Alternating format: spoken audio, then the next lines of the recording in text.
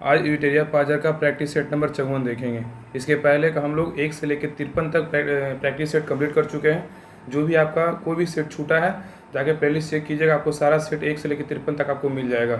सभी सेट को अच्छे से देखिए, क्योंकि ये बुक जो है ना एनसीईआरटी पे आधारित है और बिहार एसएससी, बिहार दरोगा, बिहार पुलिस, सभी जितने भी एग्जाम अभी होने वाला है ना, सभी एग्जाम में बहुत महत्वपूर्ण साबित होगा। इसलिए हर सेट को कंप्लीट कीजिए। और शाम में 7 बजे डेली टेस्ट होता है, तो टेस्ट ग्रुप ज्वाइन कर लीजिए। इसका डिस्क्रिप्शन में लिंक डाला हुआ है, टेस्ट ग्रुप ज्वाइन कर लीजिए। और इसका पीडीएफ आपको चाहिए तो पीडीएफ का भी लिंक डिस्क्रिप्शन में डाला हुआ है। दोनों लिंक पे क्लिक करके दोनों, एक टेस्ट ग्रुप है और एक पीडीएफ ग्रुप है, सभी ग्रुप जो है ना ज्वाइन कर लीजिए, आपको बहुत फायदा मिलेगा। और शाम में टेस्ट सभी लोग दिया कीजिए। चलिए प्रैक्टिस सेट नंबर 54 स्टार्ट करते हैं। आप लोग क्लास को शेयर कर दीजिए और लाइक तो ज़रूर कीजिए, और हर ग्रुप में ना शेयर जरूर कर दीजिए, क्योंकि बहुत मेहनत से आप लोग क्लास लाया जाता है। और क्लास लाने के बावजूद भी इसका शाम में प्रैक्टिस सेट 7 बजे करवाया जाता है। प्रैक्टिस सेट टेस्ट होता है शाम में 7 बजे। और चैनल पे नए हैं, चैनल को सब्सक्राइब जरूर कर लीजिए। और क्वेश्चन आप लोग को ना है 1 से लेकर क्वेश्चन लास्ट तक जरूर आपको देखना है, सारा जब तक क्लास खत्म नहीं हो जाए। चलिए प्रैक्टिस सेट नंबर 54 स्टार्ट करते हैं। क्वेश्चन नंबर 1 आ रहा है, आप लोग जो है ना क्वेश्चन को ध्यानपूर्वक देखिएगा, आपको सारा क्वेश्चन याद हो जाएगा। क्वेश्चन नंबर 1 आ रहा है कि महाबलीपुरम में रथ मंदिरों का निर्माण किस वंश के शासकों द्वारा कराया गया था, बताइए क्या होगा इसका राइट आंसर। कह रहा है कि महाबलीपुरम में रथ मंदिरों का निर्माण किस वंश के शासकों द्वारा कराया गया था, तो एक का राइट आंसर होगा ऑप्शन नंबर डी, पल्लवों द्वारा कराया गया था। किसके द्वारा? पल्लवों के द्वारा कराया गया था। तो महाबलीपुरम में रथ मंदिरों का निर्माण किस वंश के शासकों द्वारा कराया गया था, तो पल्लवों के द्वारा कराया गया था।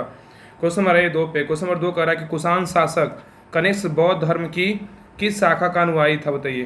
कह रहा है कि कुषाण शासक कनिष्क बौद्ध धर्म की किस शाखा का अनुयायी था, तो 2 का राइट आंसर होगा ऑप्शन नंबर बी, महायान का था। किसका था? महायान का था।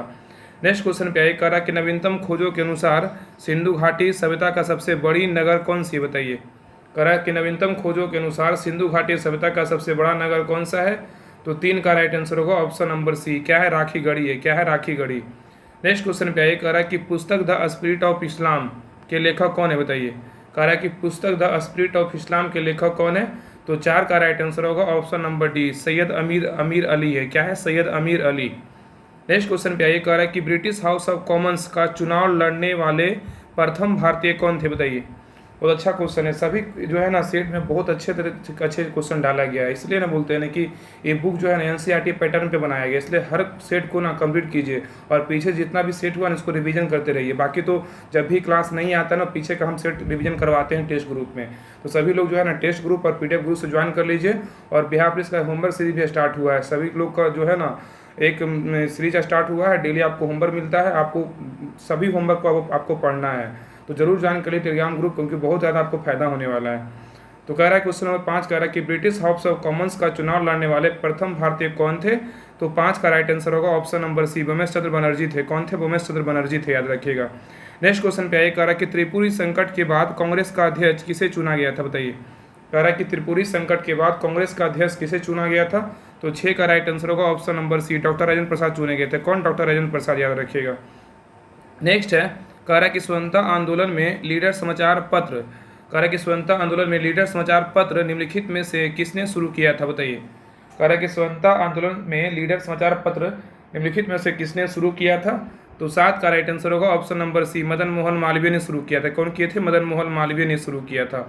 नेक्स्ट है, इसमें कह रहा है मिलान कीजिए, तो इसका नगर दिया हुआ, इसका संस्थापक दिया हुआ, कौन सा नगर के संस्थापक कौन थे, तो 8 का राइट आंसर होगा ऑप्शन नंबर ए। क्या है? एक ए बी सी। क्या है? 1 का ए, 2 का बी, 3 का सी। तो मुंबई नगर के जो संस्थापक थे कौन थे, याद रखिए, ओनाल्ड ऑक्जियर थे। क्या थे? ओनाल्ड ऑक्जियर। और कलकत्ता का बोलेगा तो सबको पता कलकत्ता का कौन थे, तो संस्थापक जॉर्ज चौरनॉक। कौन थे? जॉर्ज चौरनॉक। और चेन्नई या मद्रास का बोलेगा तो पहले चेन्नई का नाम ना मद्रास ही था, तो चेन्नई का बोलेगा तो फ्रांसिस डे थे संस्थापक, फ्रांसिस डे। ये सभी याद रखिएगा। आगे है नेक्स्ट क्वेश्चन, कह रहा है 9 नंबर, कह रहा है कि महात्मा गांधी को टाइम मैगजीन ने पर्सन ऑफ द ईयर कब नामित किया, बताइए। कह रहा है कि महात्मा गांधी को टाइम मैगजीन ने पर्सन ऑफ द ईयर कब नामित किया, तो 9 का राइट आंसर होगा ऑप्शन नंबर ए। क्या है? 9 का ऑप्शन नंबर 1930 ईस्वी में। कब किया? 1930 ईस्वी में किया था। आगे आइए, क्वेश्चन नंबर 10 कह रहा है कि जब महात्मा गांधी की हत्या हुई तब किसने कहा था, कोई विश्वास नहीं करेगा कि ऐसे शरीर और आत्मा वाला कोई आदमी कभी इस धरती पर चला था, बताइए। कह रहा है कि बहुत अच्छा क्वेश्चन है। कह रहा है कि जब महात्मा गांधी की जब हत्या हुई थी तब किसने कहा था कि कोई विश्वास नहीं करेगा कि ऐसे शरीर और आत्मा वाला कोई आदमी कभी इस धरती पर चला था? तो 10 का राइट आंसर होगा option number C, Albert Einstein. क्या है? Albert Einstein. नेक्स्ट है क्वेश्चन नंबर 11 कह रहा है कि किसी राज्य में पंचायतों के निर्वाचन की तिथि की घोषणा कौन करता है? बताइए, किसी राज्य में पंचायतों के निर्वाचन की तिथि की घोषणा कौन करता है? तो 11 का राइट आंसर होगा ऑप्शन नंबर बी, राज्य निर्वाचन आयोग करता है। कौन करता है? राज्य निर्वाचन आयोग। पंचायत में बोलेगा तो राज्य निर्वाचन आयोग, अगर राज्य में बोलेगा तो कोई भी राज्य में चुनाव कराना रहेगा तो वो भारत निर्वाचन आयोग करेगा। नेक्स्ट है क्वेश्चन नंबर 12 नंबर क्वेश्चन कह रहा है कि रविन्द्रनाथ टैगोर को नाइटहुड की उपाधि ब्रिटिश सरकार ने कब दी, जिसे उन्होंने 1919 में वापस कर दिया था? कह रहा है कि रविन्द्रनाथ टैगोर को नाइटहुड की उपाधि ब्रिटिश सरकार ने कब दी, जिसे उन्होंने 1919 में वापस कर दिया था? तो 12 का राइट आंसर होगा ऑप्शन नंबर बी, 1915 में। क्या? 1915 ईस्वी में, याद रखिएगा। नेक्स्ट कह रहा है कि मुस्लिम लीग का अगस्त प्रस्ताव के संबंध में क्या रुख नहीं रहा? बताइए, कह रहा है कि मुस्लिम लीग का अगस्त प्रस्ताव के संबंध में क्या रुख नहीं रहा? तो 13 का राइट आंसर होगा option number D, dominion state का दर्जा मांगा गया। डोमिनियन स्टेट का क्या दर्जा मांगा? ये नहीं था, लेकिन जो है ना अल्पसंख्यक संबंधी आश्वासन का स्वागत किया गया, ये बिल्कुल था। पाकिस्तान की मांग नहीं माने जाने पर अस्वीकार कर दिया गया था, सही है। अब भारत के विभाजन की समस्या का अस्थायी हल माना गया, ये तीनों कथन सही है अगस्त प्रस्ताव के संबंध में। नेक्स्ट क्वेश्चन नंबर 14 पे, क्वेश्चन नंबर 14 कह रहा है कि वर्ष 1928 में चंद्रशेखर आज़ाद के नेतृत्व में किस स्थान पर हिंदुस्तान रिपब्लिकन एसोसिएशन का नाम बदलकर हिंदुस्तान सोशलिस्ट रिपब्लिकन एसोसिएशन किया गया? कह रहा है कि वर्ष 1928 में चंद्रशेखर आज़ाद के नेतृत्व में किस स्थान पर हिंदुस्तान रिपब्लिकन एसोसिएशन का नाम बदलकर हिंदुस्तान सोशलिस्ट रिपब्लिकन एसोसिएशन कर दिया गया? तो 14 का राइट आंसर होगा ऑप्शन नंबर सी, दिल्ली के फिरोजशाह कोटला में। दिल्ली के फिरोजशाह कोटला में। अच्छा, आप लोग बताइए कमेंट में कि दिल्ली के फिरोजशाह कोटला का मैदान जो है ना, दिल्ली के पहले फिरोजशाह कोटला था, उसका नया नाम जो है क्या कर दिया गया? आप लोग कमेंट में आंसर जरूर दीजिएगा कि दिल्ली में जो फिरोजशाह कोटला मैदान जो क्रिकेट खेला जाता है उसका भी वर्तमान में नाम कौन सा नाम दिया गया? बताइए, आप लोग कमेंट करके बताइएगा, कमेंट का इंतजार करेंगे हम। क्वेश्चन नंबर 15 है, कह रहा है कि वर्ष 1887 के बाद लॉर्ड डफरिन ने भारतीय राष्ट्रीय कांग्रेस को क्या कहकर संबोधित किया था? बताइए, कह रहा है कि वर्ष 1887 के बाद लॉर्ड डफरिन ने भारतीय राष्ट्रीय कांग्रेस को क्या कहकर संबोधित किया था? तो 15 का राइट आंसर होगा ऑप्शन नंबर बी, राष्ट्रद्रोहियों की संस्था। क्या है? राष्ट्रद्रोहियों की संस्था, याद रखिएगा। आप लोग कमेंट में जो आंसर पूछे ना, आप लोग कमेंट में आंसर जरूर दीजिएगा। क्वेश्चन नंबर कह रहा है 16 कह रहा है कि निम्नलिखित में से किस आयोग या समिति का संबंध ब्रिटिश भारत में अकाल से नहीं है? बताइए, कह रहा है कि निम्नलिखित में से किस आयोग या समिति का संबंध जो है ना ब्रिटिश भारत में अकाल से नहीं है? तो 16 का राइट आंसर होगा ऑप्शन नंबर डी, हॉलैंड समिति 1916 जो है ये जो है ना ये अकाल से संबंधित नहीं है, लेकिन स्ट्रेची आयोग 1878 है, स्मिथ समिति 1861-62 है और लायल आयोग 1897, ये तीनों है। नेक्स्ट कह रहा है कि 1857 की क्रांति के बाद शासन में हुए बदलाव के संबंध में असत्य कथन का चयन कीजिए। बताइए, इसमें गलत कथन कौन सा है? कह रहा है कि 1857 की क्रांति के बाद शासन में हुए बदलाव के संबंध में असत कथन का चयन कीजिए। 17 का राइट आंसर होगा ऑप्शन नंबर सी होगा। क्या होगा? भारत सचिव की सहायता हेतु भारत में एक परिषद की गठन की गई, ये गलत है। कह रहा है कि भारत सचिव की सहायता हेतु भारत में एक परिषद की गठन हुआ था, ये गलत है। लेकिन इसमें सही क्या है? तो भारत का शासन ब्रिटिश सरकार के हाथ में आया, बिल्कुल सही है। अब भारत सचिव का पद सृजन हुआ, बिल्कुल सही है। और गवर्नर जनरल को वायसराय कहा जाने लगा, बिल्कुल सही। 1857 क्रांति के बाद जो है ना भारत का शासन ब्रिटिश सरकार के हाथ में आया और भारत सचिव के पद का सृजन हुआ और गवर्नर जनरल को वायसराय कहा जाने लगा। आगे आइए, क्वेश्चन नंबर 18 नंबर क्वेश्चन की जनता को राजनीतिक संघर्ष के लिए तैयार करने हेतु भ्रमण के दौरान गांधी जी को कोलकाता के किस वर्ष गिरफ्तार किया गया था? बताइए, कह रहा है कि जनता को राजनीतिक संघर्ष के लिए तैयार करने हेतु देश भ्रमण के दौरान गांधी जी को कोलकाता से किस वर्ष गिरफ्तार किया गया था? तो 18 का राइट आंसर होगा ऑप्शन नंबर ए, 1929 में। क्या होगा? 1929 में। नेक्स्ट है, थियोसॉफिकल सोसाइटी की स्थापना 1875 में कहाँ की गई थी? बताइए, थियोसॉफिकल सोसाइटी की स्थापना 1875 में कहाँ की गई थी? इसका किया गया था, इसका न्यूज का राइट आंसर होगा ऑप्शन नंबर बी, न्यूयॉर्क में किया गया था। किसने किया था? Madam H.B. ब्लावस्की ने किया था, याद रखिए, ब्लावस्की एक मैडम थी, वही की था स्थापना, ब्लावस्की नाम था। नेक्स्ट है क्वेश्चन नंबर 20 पे, कह रहा है कि राजा कृष्णदेव राय ने निम्नलिखित में से किस पुस्तक की रचना संस्कृत भाषा में की थी? बताइए, कह रहा है कि राजा कृष्णदेव राय ने निम्नलिखित में से किस पुस्तक की रचना संस्कृत भाषा में की थी? तो 20 का राइट आंसर होगा ऑप्शन नंबर बी, जाम्बती कल्याणम। क्या है? जाम्बती कल्याणम। नेक्स्ट है, तुलुगमा युद्ध नीति का प्रयोग किस युद्ध में मुगलों ने किया था? बताइए, कह रहा है कि तुगलमा युद्ध नीति का प्रयोग किस युद्ध में मुगलों ने किया था? तो 21 का राइट आंसर होगा ऑप्शन नंबर ए, पानीपत का प्रथम युद्ध। बताइए पानीपत का प्रथम युद्ध कब हुआ था? 1526 में हुआ था। कब हुआ था? 1526 में। आप लोग कमेंट करके बताइए कि किसके किसके बीच हुआ था। बताइए पानीपत का जो प्रथम युद्ध हुआ था किसके किसके बीच हुआ था, आप लोग कमेंट कीजिए। आगे है क्वेश्चन नंबर 22 कह रहा है कि रेडियोधर्मी प्रदूषण से संबंधित निम्न कथनों में कौन सही है? बताइए। कह रहा है कि रेडियोधर्मी प्रदूषण से संबंधित निम्न कथनों में कौन सही है?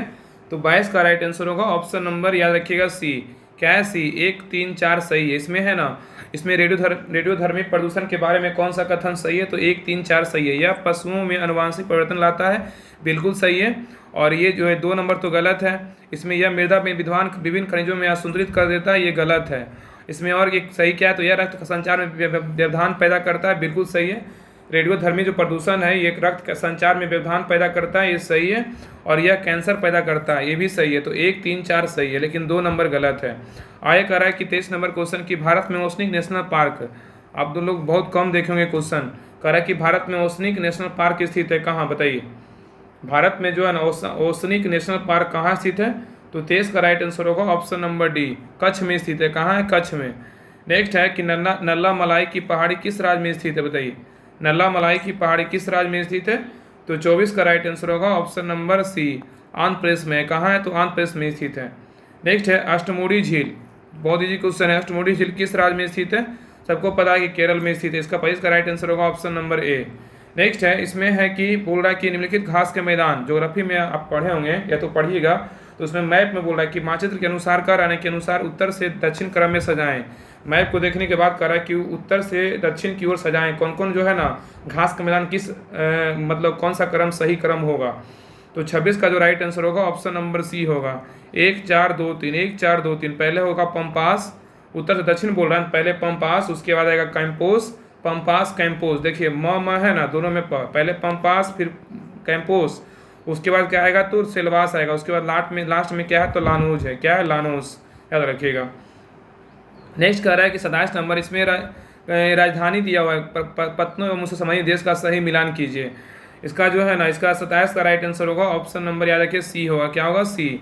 सी 1 का सी, 2 का ए और 3 का डी और 4 का बी होगा। देखिए सब इजी क्वेश्चन है। मिस्र की राजधानी कहाँ है? तो काहिरा है। क्या है? मिस्र की राजधानी बोलेगा तो काहिरा, याद रखिएगा, मिस्र का काहिरा। रूस का राजधानी कहाँ है? तो मास्को, सबको पता है रूस की राजधानी कहाँ है? तो मास्को। और पुर्तगाल की राजधानी कहाँ है? तो लिस्बन है। कहाँ है? लिस्बन, याद रखिएगा। और वेलिंगटन, न्यूजीलैंड की राजधानी कहाँ है? तो वेलिंगटन। सब तो इजी क्वेश्चन ऐसी था, एकदम रनिंग क्वेश्चन था।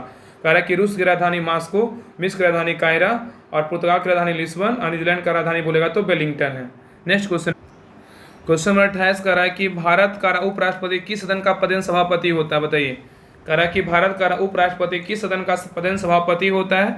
तो 28 का राइट आंसर होगा ऑप्शन नंबर सी, राज्यसभा का होता है। किसका होता है? राज्यसभा का। भारत का उपराष्ट्रपति किस सदन का पदेन सभापति होता है? तो राज्यसभा का होता है। नेक्स्ट है, महाधिवक्ता के पद का उल्लेख संविधान के कौन सा अनुच्छेद में किया गया है? बताइए।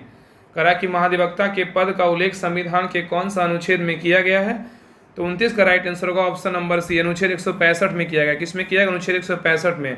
अनुच्छेद का तो क्वेश्चन है ना, सभी लोग मुंह पे याद रखिए, क्योंकि अनुच्छेद का क्वेश्चन आपको बिहार दरोगा हो, बिहार पुलिस हो, बिहार एसएससी हो, सभी में आपको अनुच्छेद का क्वेश्चन आता ही है। एसएससी जीडी हो, एसएससी जीडी में तो 2 क्वेश्चन पूछता है, बिहार दरोगा में 2 क्वेश्चन पूछता है अनुच्छेद से। इसलिए हर एक अनुच्छेद जो है ना याद रखिए। और जो भी टेलीग्राम में चैनल पे जो हम डालते हैं ना, जो छोटा छोटा क्लिप डालते हैं, वो सभी लोग डेली पढ़ा कीजिए, क्योंकि बहुत इंपॉर्टेंट रहता है। और गौरव सर का जो स्लाइड डालते हैं, डेली क्वेश्चन याद किया कीजिए। और बाकी आज जो है ना गौरव सर का करेंट अफेयर्स जो ग्रुप है, उसमें सारा क्वेश्चन आज अपडेट हो जाएगा। आप लोग सभी ग्रुप से जो है ना अपडेट रहिए, ज्वाइन कर लीजिए, बहुत आप लोग को जो है ना फायदा मिलेगा। बहुत सारे ग्रुप ज्वाइन किए हैं ना, कभी ज्वाइन करके देखिए, आपको लगेगा कि हाँ फ्री में कितना हम कितना सब चीज़ मिल रहा है। और कल से जो है ना आप लोग के लिए साइंस का भी क्लास है, क्योंकि आपको पता है ना कि बिहार पुलिस में साइंस पता है 30 क्वेश्चन आता है। अगर आप 30 क्वेश्चन, आप 25 क्वेश्चन भी सही करते हैं तो आपको बहुत इंपॉर्टेंट है, हो जाता है रिजल्ट में एग्जाम देगा। क्योंकि इसमें तो मेन तो है ना जीके जीएस 70 गो है, current affairs, GK, science, Bihar जी का भी करवा देंगे, कोई टेंशन नहीं लीजिए। बाकी जो है जीके जीएस पे ध्यान दीजिए, जितना प्रैक्टिस कीजिएगा उतना ज़्यादा आपको फायदा मिलेगा। तो कल से आप लोग के लिए साइंस आएगा। बाकी हम साइंस का जितने भी मेरे पास बुक है ना, पहले हम बीएससी साइंस का जो बिहार से का स्पेशल निकाला गया था साइंस का, आज हम चैनल पे डाले भी थे उसका वीडियो। एक 3 क्लास हम करवाए हैं, बाकी जितनी भी क्लास है चैप्टर वाइज करवाएंगे। फिजिक्स, केमिस्ट्री, बायोलॉजी खत्म करेंगे, आपको हम डिटेल पीडीएफ भेजेंगे। जैसे जैसे चैप्टर आएगा वैसे वैसे हम ऑब्जेक्टिव करवाएंगे, आपको डिटेल पीडीएफ टेलीग्राम चैनल पर डाल देंगे, आप लोग पढ़ लीजिएगा। बाकी ऑब्जेक्टिव क्वेश्चन कर लीजिएगा क्लास को देख करके, आपका सारा क्वेश्चन याद हो जाएगा। चलिए आगे पढ़ते हैं। क्वेश्चन नंबर 30 कह रहा है कि भारतीय न्यायिक व्यवस्था में जब जनहित याचिका की शुरुआत हुई उस समय भारत के प्रधान न्यायाधीश कौन थे, बताइए। कह रहा है कि भारतीय न्यायाधीश व्यवस्था में जब जनहित याचिका की शुरुआत हुई उसमें भारत के प्रधान न्यायाधीश कौन थे, तो 30 का राइट आंसर होगा option number D, PN Bhagwati थे। कौन थे? PN Bhagwati. Next question number 31 पे कह रहा है कि संविधान सभा का आखिरी सत्र निम्नलिखित में से कब से कब तक चला था, बताइए। कह रहा है कि संविधान सभा का आखिरी सत्र जो है निम्नलिखित में से कब तक चला था, तो 31 का राइट आंसर होगा ऑप्शन नंबर ए, 14 से 26 नवंबर 1949 तक। 14 से 26 नवंबर 1949 तक। नेक्स्ट है 32 नंबर क्वेश्चन। कह रहा है कि निम्नलिखित संसदीय समितियों में से सदस्यों की संख्या के आधार पर सबसे बड़ी संसदीय समिति कौन सी है, बताइए। कह रहा है कि निम्नलिखित संसदीय समितियों में से सदस्यों की संख्या के आधार पर सबसे बड़ी संसदीय समिति कौन सी है, तो 32 का राइट आंसर होगा ऑप्शन नंबर बी, विभागीय स्थायी समिति है। क्या है? विभागीय स्थायी समिति। नेक्स्ट है 33 नंबर क्वेश्चन। कह रहा है कि भारतीय संविधान अधिक कठोर अधिक लचीले के मध्य एक अच्छा संतुलन स्थापित करता है। भारतीय संविधान के विषय में उपयुक्त कथन निम्न में से किसका है, बताइए। कह रहा है कि भारतीय संविधान अधिक कठोर अधिक लचीले के मध्य एक अच्छा संतुलन स्थापित करता है। भारतीय संविधान के विषय में उपयुक्त कथन निम्न में से किसका है, तो 33 का राइट आंसर होगा option number A, K C Wheare का है। किसका है? केसी वियर का। नेक्स्ट क्वेश्चन पे कर रहा है कि निम्नलिखित में से कौन सा रेडियोधर्मी तत्व नहीं है, बताइए। इसमें कौन सा जो है ना रेडियोधर्मी तत्व नहीं है, तो 34 का राइट आंसर होगा ऑप्शन नंबर डी, कैडमियम नहीं है लेकिन यूरेनियम है, थोरियम है, रेडियम है। ये सब क्या है? रेडियोधर्मी तत्व, लेकिन कैडमियम जो है रेडियोधर्मी तत्व नहीं है। नेक्स्ट क्वेश्चन पे कर रहा है पहले समय की रेडियो एक्टिव युक्त गैस कौन सी, बताइए। रेडियो एक्टिव युक्त गैस कौन सी है, तो 35 का राइट आंसर होगा ऑप्शन नंबर बी, रेडॉन है। क्या है? रेडॉन। जेनॉन नहीं है, हीलियम नहीं है, आर्गन नहीं, लेकिन रेडॉन है जो रेडियो एक्टिव युक्त गैस है। नेक्स्ट है हाइड्रोजन के किस समस्थानिक में न्यूट्रॉन नहीं होते हैं, बताइए। हाइड्रोजन के किस समस्थानिक में न्यूट्रॉन नहीं होते हैं, तो 36 का राइट आंसर होगा ऑप्शन नंबर ए, प्रोटियम में नहीं होता लेकिन ड्यूटेरियम में होता है, ट्राइटेरियम में होता है, ये सभी में होता है, लेकिन प्रोटियम में नहीं होता है। नेक्स्ट कह रहा है कि चावल के अंकुर में बैकेन, जिसको फुलिस सीडलिंग बोलेंगे, किस रोगजनक की वजह से उत्पन्न होता है, बताइए। कह रहा है कि चावल के अंकुर में बैकेन फुलिस सीडलिंग किस रोगजनक की वजह से उत्पन्न होता है, तो 37 का राइट आंसर होगा option number A, gibberella fujikuroi. Next है ऑक्टेन संख्या किसकी गुणवत्ता का मापक है, बताइए। कह रहा है कि ऑक्टेन संख्या किसकी गुणवत्ता का मापक है, तो 38 का राइट आंसर होगा ऑप्शन नंबर बी, पेट्रोल का है। किसका है? पेट्रोल का। नेक्स्ट है संवहन द्वारा ऊष्मा का स्थानांतरण हो सकता है, बताइए। किसमें? संवहन द्वारा ऊष्मा का स्थानांतरण हो सकता है, तो 39 का राइट आंसर होगा ऑप्शन नंबर ए, गैस एवं द्रव में। क्या होगा? गैस एवं द्रव में संवहन द्वारा ऊष्मा का स्थानांतरण हो सकता है, तो गैस एवं द्रव में। नेक्स्ट क्वेश्चन पे 40 नंबर क्वेश्चन कर रहा है कि निम्नलिखित अवस्थाओं में से किसमें गीले कपड़े सबसे जल्दी सूख जाएंगे, बताइए। कह रहा है कि निम्नलिखित अवस्थाओं में से किसमें गीले कपड़े सबसे जल्दी सूख जाएंगे, तो 40 का राइट आंसर होगा ऑप्शन नंबर डी, 20% आर्द्रता और 60 डिग्री तापमान। क्या है? 20% आर्द्रता, 60 डिग्री तापमान। नेक्स्ट है मनुष्य के आहार नाल का कौन सा प्रमुख भाग नहीं है, बताइए। कह रहा है कि मनुष्य के आहार नाल का कौन सा प्रमुख भाग नहीं है, तो 41 का राइट आंसर होगा ऑप्शन नंबर डी, यकृत नहीं है लेकिन अमाशय है, मुख, गुहा है, आंत है। तो कह रहा है कि मनुष्य के आहार नाल का कौन सा प्रमुख भाग नहीं है, तो यकृत नहीं है लेकिन मुख, गुहा, आंत, अमाशय ये सभी क्या है, तो मनुष्य के आहार नाल का प्रमुख भाग है। नेक्स्ट है सेंधा नमक में कौन सा खनिज होता है, बताइए। सेंधा नमक में जो है ना कौन सा खनिज होता है, तो 42 का राइट आंसर होगा ऑप्शन नंबर बी, सोडियम होता है। क्या होता है? सोडियम। नेक्स्ट है पसीना उस स्थिति में जब अधिक निकलता है क्या हो। कह रहा है कि पसीना उस स्थिति में सबसे अधिक निकलता है जब क्या हो, तो 43 का राइट आंसर होगा ऑप्शन नंबर बी, जब ताप अधिक एवं हवा आर्द्र हो तो पसीना क्या होता है? सबसे अधिक निकलता है। जब ताप अधिक हो एवं हवा आर्द्र हो तो पसीना क्या होगा? सबसे अधिक निकलेगा। नेक्स्ट है सीएनजी। कह रहा है कि सीएनजी में सर्वाधिक मात्रा में कौन सा तत्व मौजूद होता है, बताइए। कह रहा है कि सीएनजी में सर्वाधिक मात्रा में कौन सा तत्व मौजूद होता है, तो 44 का राइट आंसर होगा option number B, CH4 methane होता है। क्या होता है? मीथेन। नेक्स्ट है राष्ट्रीय विकास परिषद, नेशनल डेवलपमेंट काउंसिल राष्ट्रीय विकास परिषद नेशनल डेवलपमेंट काउंसिल का मुख्य संबंध होता है, बताइए क्या। तो 45 का राइट आंसर होगा ऑप्शन नंबर ए, पंचवर्षीय योजनाओं के अनुमोदन से, पंचवर्षीय योजनाओं के अनुमोदन से। नेक्स्ट है हरे प्रकाश में प्रकाश संश्लेषण की अप्रकाशिक प्रक्रिया क्लोरोप्लास्ट में कहाँ संपन्न होती है, बताइए। कह रहा है कि हरे पौधे में प्रकाश संश्लेषण की अप्रकाशिक प्रक्रिया क्लोरोप्लास्ट में कहाँ संपन्न होती है। तो 46 का राइट आंसर होगा ऑप्शन नंबर डी, केवल अस्ट्रोमा में। क्या हो, केवल अस्ट्रोमा में। नेक्स्ट है कह रहा है कि जठर ग्रंथियों द्वारा स्रावित हाइड्रोक्लोरिक अम्ल किसके जो है ना एंजाइम की क्रिया को आसान कर देता है। जठर ग्रंथियों द्वारा स्रावित हाइड्रोक्लोरिक अम्ल किसके एंजाइम की प्रक्रिया को आसान कर देता है। तो 47 का राइट आंसर होगा ऑप्शन नंबर ए, पेप्सिन। क्या होगा, पेप्सिन। नेक्स्ट है निम्न में से कौन सा प्रोटीन संश्लेषण के लिए अनिवार्य है, बताइए। निम्न में से कौन सा तत्व प्रोटीन संश्लेषण के लिए अनिवार्य है। यहाँ पे कह रहा है ना कि निम्न में से कौन सा तत्व जो है ना प्रोटीन संश्लेषण के लिए अनिवार्य है। तो 48 का राइट आंसर होगा ऑप्शन नंबर डी, नाइट्रोजन है। क्या है, तो नाइट्रोजन। नेक्स्ट क्वेश्चन नंबर 49 कह रहा है कि इसमें मिलान करना है, इसमें मिलान करना है। इसका राइट आंसर 49 है। क्या होगा, 49 का आंसर होगा ऑप्शन नंबर ए। तो ए का राइट, उत्कों का अध्ययन क्या कहलाता है, उत्कों का अध्ययन कहलाता है हिस्टोलॉजी। क्या कहलाता है, हिस्टोलॉजी। उत्कों का अध्ययन बोलेगा तो हिस्टोलॉजी, उत्कों का अध्ययन हिस्टोलॉजी, याद रखिएगा। नेक्स्ट है मृदा संबंधी अध्ययन बोलेगा तो मृदा संबंधी अध्ययन को क्या कहते हैं, तो पेडोलॉजी। क्या कहते हैं, पेडोलॉजी। मृदा संबंधी अध्ययन पेडोलॉजी। और याद रखिए वन वृक्षों का अध्ययन क्या कहलाता है। तो 3 का राइट आंसर होगा ऑप्शन नंबर डी, वन वृक्षों का अध्ययन क्या कहलाएगा, तो सिल्वीकल्चर। क्या कहलाएगा, सिल्वीकल्चर। और 4 का राइट आंसर क्या होगा, ऑप्शन नंबर बी, झीलों तथा अलवणीय जलीय पात्रों का अध्ययन क्या कहलाता है, लिम्नोलॉजी, लिम्नोलॉजी। झीलों तथा अलवणीय जलीय पात्रों का अध्ययन बोलेगा तो लिम्नोलॉजी। नेक्स्ट क्वेश्चन 50 पे ये कह रहा है कि निम्न में से किसे पादप एवं जंतु का संयोजक जीव कहा जाता है, बताइए। कह रहा है निम्न में से किसे पादप एवं जंतु का संयोजक जीव कहा जाता है। तो 50 का राइट आंसर होगा ऑप्शन नंबर सी, यूग्लिना। क्या है, यूग्लिना, याद रखिएगा। नेक्स्ट है स्मरणीय तथ्य दिया हुआ, हर सेट के पीछे नोट्स रहता है। ये तो खैर देखिए ही, क्योंकि आपको पार्ट बाई पार्ट मिलेगा। पहले हिस्ट्री मिला, अब ज्योग्राफी मिलेगा, फिर साइंस मिलेगा, फिर बीच में क्या बोले, बीच में तो पहले हिस्ट्री, ज्योग्राफी, साइंस, और उसके बाद बीच में स्टैटिक वगैरह कुछ रहेगा। सारा जो है ना इस तरह से नोट्स दिया रहता है। आगे विश्व की प्रमुख हवाएं हैं, कह रहा है इसमें गर्म हवाएं हैं, आज का क्षेत्र हवाएं, ये सभी जितने भी है ना ये सब गर्म हवाएं, याद रखिए। ये सब कितने हैं, तो गर्म हवाएं हैं। और किस देश में है, तो अयाला कहाँ है, तो अयाला याद रखिए फ्रांस में। अयाला कहाँ है, तो फ्रांस में। सुखोवो बोलेगा तो कहाँ है, तो रूस और कजाकिस्तान में। ये सब कैसी हवाएं हैं, तो गर्म हवाएं हैं। अयाला बोलेगा तो फ्रांस, सुखोवो बोलेगा तो रूस एवं कजाकिस्तान। बागियो बोलेगा तो कहाँ है, बागियो बोलेगा फिलीपींस एवं द्वीप समूह में है, फिलीपींस द्वीप समूह में है। आगे बात करें गारिच, गारिच बोलेगा तो कहाँ है, तो दक्षिण पूर्वी ईरान में। कहाँ है, दक्षिण पूर्वी ईरान में है।